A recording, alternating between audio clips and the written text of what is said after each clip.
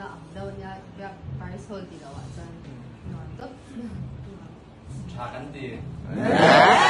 cái con đi làm ăn trong chuan ta đâu có tiền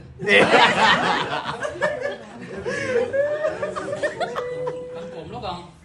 cái cồm lúc không interview i cái nó sinh phèm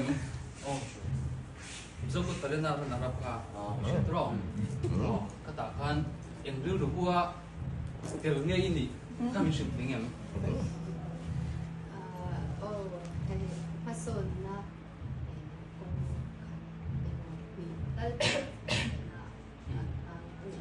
các tiếng tiếng tu ra khan em quay sinh năng nghe in này tiếng em quay sinh năng bể xe nắng bạn cái tiếng đó tiếng nghe ít chuyện tiếng tiếng rồi anh thì cái mà cái mà nhân sự được chẳng làว่า做improvement cái gì bằng khai try anh đi lấy nghe mà chụp đây này em làm line bị cả cho studio tên là bị chụp về khác mà sẽ sử dụng hay hay sao